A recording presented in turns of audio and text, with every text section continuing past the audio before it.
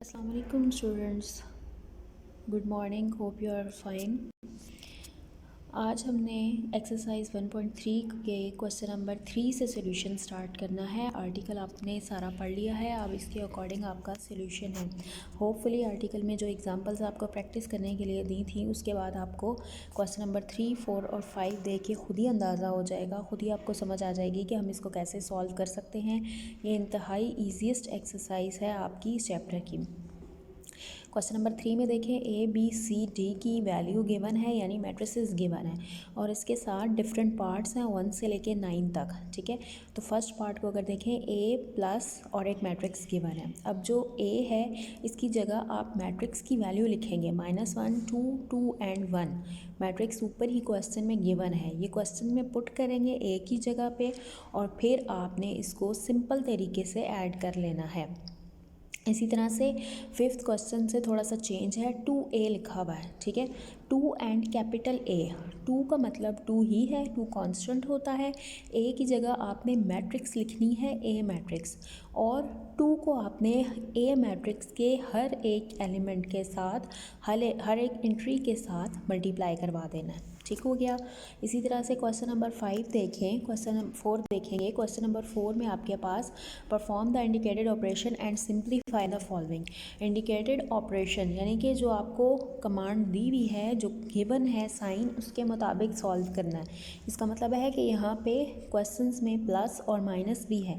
आपने आर्टिकल में addition of matrices और एंड सब्ट्रैक्शन ऑफ मैट्रिसेस पढ़ा था, तो यहाँ पे ये दोनों ऑपरेशन एक साथ यूज़ हो रहे हैं। ठीक है, कर सकते हैं ना ऐसे, 2 + 3 और -5 हो सकता है ऐसे। ठीक है, दो वैल्यूज़ ऐड हो रही है, एक सब्ट्रैक्ट हो रही है। ठीक है, इसी तरह से हम ब्रैकेट लगा के भी सॉल्व करते हैं, आपको पता है। 2 + 3 पहले कर लें, -3 बाद में आ जाए। ठीक है, तो इसी तरह से क्वेश्चन नंबर 1 देखें। 1 में अब आप तीनों मैट्रिसेस के एलिमेंट्स को, एंट्रीज़ को एक साथ भी ऐड कर सकते हैं, जैसे 1 + 0 + 1।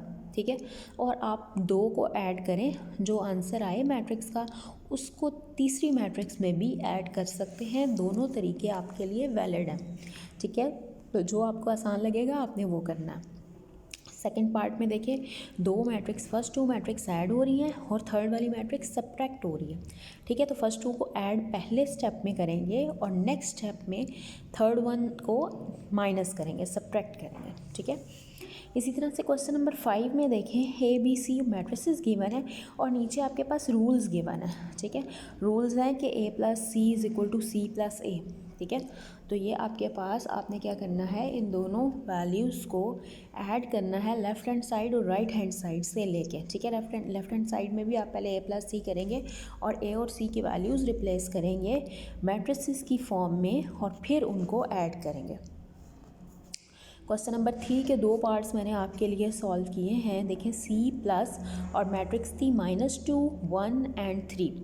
सी की वैल्यू मैंने क्वेश्चन से देख के लिखी थी, सी की वैल्यू थी 1 -1 एंड 2 और प्लस जो वैल्यू गिवन थी वो मैंने एज इट इज़ लिखी। अब देखें, 1 - 2 -1 + 1 और 2 + 3 -1 1 - 2 -1 होता है, 1 - 1 0 है और 2 + 3 5 है। इसी तरह से -1 के साथ b लिखा हुआ है, -1 आप एज इट इज़ लिखेंगे, b की जगह आप मैट्रिक्स b लिखेंगे। ठीक है, और -1 को इसके एलिमेंट्स के साथ मल्टीप्लाई कर देंगे। ठीक है, तो ऑब्वियसली 1 किसी वैल्यू के साथ मल्टीप्लाई होगा तो वही आंसर आएगा, सिर्फ साइन आपके पास चेंज हो जाएंगे क्योंकि अब -1 आप मल्टीप्लाई करवा रहे हैं।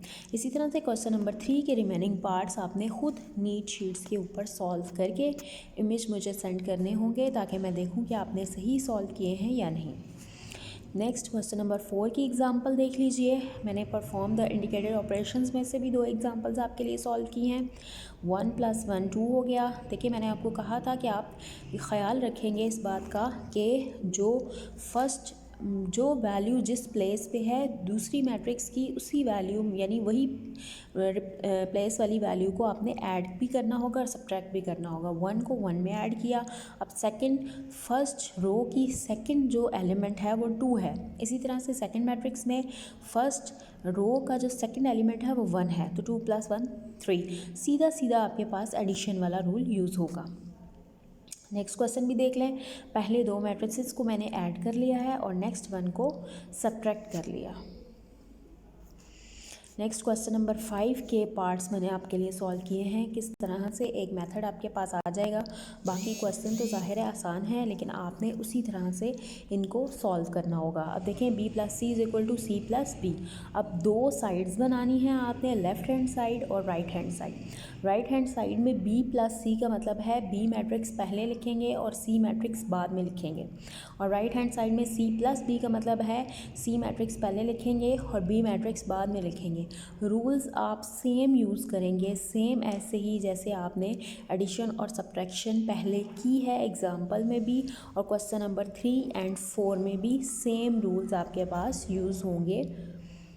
नेक्स्ट क्वेश्चन मैंने किया है c - b + a = c + a - b। Left hand side में देखिए पहले ब्रैकेट लगी हुई है, तो अगर ब्रैकेट पे आप फोकस करेंगे तो पहले हमें ब्रैकेट सॉल्व करनी होती है। तो ब्रैकेट में क्या है, c - b है, ठीक है। तो c मैट्रिक्स लिखेंगे minus b matrix, c - b। अब यहाँ पे दो साइन आ जाते हैं, चूँकि माइनस है और अंदर वाली वैल्यूज़ के साथ भी माइनस है, तो आपने केयरफुली ब्रैकेट के साथ दो साइन एक साथ नहीं लगा सकते ना, तो पहले आप ब्रैकेट लगाएंगे, ठीक है। ब्रैकेट लगा के और फिर अगली वैल्यू का जो साइन है वो लिखेंगे, ताकि जब आप नेक्स्ट स्टेप में चेंज करें साइन तो आपको पता चले कि आपने माइनस माइनस प्लस करना है। अगर आपको इतनी कमांड है कि आप डायरेक्ट कर सकते हैं, तो भी आप थोड़ा सोच समझ के ही डायरेक्ट करेंगे, ठीक है। पहले मैंने c - b फाइंड किया, ठीक है, उसके बाद +a करना था, तो मैंने क्या किया, c - b लिखने के बाद, यानी जो मैट्रिक्स आंसर में आई थी वो लिखी, और उसके बाद a मैट्रिक्स लिखी क्वेश्चन से देख के, फिर इसको दोनों को ऐड कर लिया। -2 + 1 -1 आ गया, 1 + 2 3 आ गया, -1 + 3 -1, 3 - 1 2 हो गया। इसी तरह से राइट हैंड साइड में a - b पहले फाइंड कर लेंगे और फिर उसको c में ऐड करेंगे। नेक्स्ट आप देखेंगे क्वेश्चन नंबर 6 और क्वेश्चन नंबर 7। क्वेश्चन नंबर 6 और क्वेश्चन नंबर 7 इंतहाई ईजीएस्ट क्वेश्चन है, ठीक है। क्वेश्चन नंबर 6 में दो matrix a and b given है और आपने पार्ट सॉल्व करना है 3a - 2b, और दूसरा पार्ट सॉल्व करना है 2a ट्रांसपोज - 3b ट्रांसपोज। तो देखिए ये आपके पास सॉल्व हुए में हैं, दोनों क्वेश्चंस मैंने सॉल्व कर दिए हैं आपके लिए, 6b और 7b। 6 के दो पार्ट्स थे, दोनों पार्ट में देखें 3a - 2b। 3a का मतलब है 3 नंबर है ना, 3 एक नंबर है, 3 नंबर को आपने ए मैट्रिक्स के साथ मल्टीप्लाई करना है। कैसे मल्टीप्लाई करना है, ए मैट्रिक्स के हर एक एलिमेंट के साथ 3 को मल्टीप्लाई करेंगे। 3 × 1 = 3, 3 × 2 = 6, 3 × 3 = 9 एंड 3 × 4 = 12।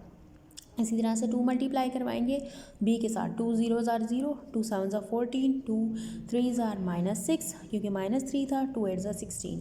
अब इन दो मैट्रिसेस को आपने सब्ट्रैक्ट कर लेना है, तो आपके पास आंसर आ जाएगा। इसी तरह से सेकंड पार्ट है 2a ट्रांसपोज - 3b ट्रांसपोज। तो आपको अच्छी तरह पता है a ट्रांसपोज का मतलब है convert the rose into columns और कॉलम्स इनटू रोज, ठीक है। तो पहले आप ट्रांसपोज सॉल्व करेंगे, ठीक है। a ट्रांसपोज पहले सॉल्व किया मैंने, 1 - 2 रो थी, 1 - 2 को कॉलम बना दिया। पार्ट 2 की बात हो रही है, 3 और 4 रो थी, 3 और 4 कॉलम बन गए। इसी तरह से सेकंड में भी b के लिए भी आपने वैसे ही ट्रांसपोज, ये ट्रांसपोज आप सेपरेट भी ले सकते हैं, पहले सेपरेट ले लें, a ट्रांसपोज अलहदा ले लें, b ट्रांसपोज अलहदा ले लें। a ट्रांसपोज को 2 के साथ मल्टीप्लाई कर दें, b ट्रांसपोज को 3 के साथ मल्टीप्लाई कर दें। आंसर में जो दोनों मैट्रिसेस आएंगी उन दोनों को माइनस कर लें, लेकिन मैंने एक साथ लिख के किया ताकि आपको ज़्यादा जल्दी से समझ आ जाए। लेकिन अगर आप एक एक स्टेप करके करना चाहते हैं तो वो ज़्यादा अच्छी बात है। अच्छा, अब जब आप 2 को a ट्रांसपोज के साथ मल्टीप्लाई कर देंगे, 3 को b ट्रांसपोज के साथ मल्टीप्लाई कर देंगे, तो उन दोनों को आपने सब्ट्रैक्ट कर लेना है। इसके बाद नेक्स्ट क्वेश्चन है क्वेश्चन नंबर 7। क्वेश्चन नंबर 7 में आपने लिखा हुआ देखें 2 एक मैट्रिक्स लिखी हुई है, +3 एक और मैट्रिक्स लिखी हुई है, = एक और मैट्रिक्स है, ठीक है। तो आपने a एंड b फाइंड करना है। सबसे पहले आप देखें कि आपको नज़र आ रहा है कि सॉल्व होने वाली क्या चीज़ है। सॉल्व होने वाली चीज़ ये है कि 2 को पहली मैट्रिक्स के साथ मल्टीप्लाई कर दें और 3 को दूसरी मैट्रिक्स के साथ मल्टीप्लाई कर दें। 2 2 = 4, 2 4 = 8, 2 3 = -6 एंड 2a, ठीक है। इसी तरह से 3 3 1 = 3, 3b, 3 8 = 24 एंड 3 4s आर -12। ठीक है, अब आप देखेंगे कि यहाँ से हम अब अगला ऑपरेशन है, दोनों मैट्रिसेस ऐड हो रही हैं। ऐड में आपने क्या करना, राइट हैंड साइड वाली मैट्रिक्स को आपने ऐसे ही रहने देना है। ये आपके पास कंपैरिजन है, इक्वालिटी ऑफ मैट्रिक्स है। ठीक है, इक्वल करके बताना है कि कौन सी एंट्री किसके बराबर होती है। अब यहाँ पे 4 + 3 7 हो गया, 8 + 3b एज इट इज़ रहेगा। 8 + 3b क्यों एज इट इज़ रहेगा, क्योंकि 3 के पास b जो है वो वेरिएबल है और 8 के पास 8 कांस्टेंट है, 8 के पास कोई वेरिएबल नहीं है, इसलिए ये दोनों ऐड नहीं हो सकते। इसी तरह से 2a - 12 भी एज इट इज़ रहेगा, क्योंकि 2 के पास a वेरिएबल है और 12 कांस्टेंट है। 2a वेरिएबल वाली वैल्यू जो है वो कांस्टेंट नंबर के साथ ऐड या सब्ट्रैक्ट नहीं हो सकती। अच्छा, अगर आप इन दोनों का कंपैरिजन करें तो 7 = 7 है, 18 = 18 है, लेकिन 8 + 3b किसके इक्वल है, 10 के। तो यहाँ से हमने एक इक्वेशन बना ली है, 8 + 3b = 10। ठीक है, 3b को ऐसे ही रहने दें, 10 में से 8 माइनस करेंगे तो आपके पास 2 आ जाएगा। 3b = 2 आ गया। अब b की वैल्यू फाइंड करनी है, 3b के साथ मल्टीप्लाई हो रहा है तो नेक्स्ट साइड पे जाके राइट हैंड साइड पे जाके डिवाइड हो जाएगा, तो b की वैल्यू आपके पास आ गई 2/3।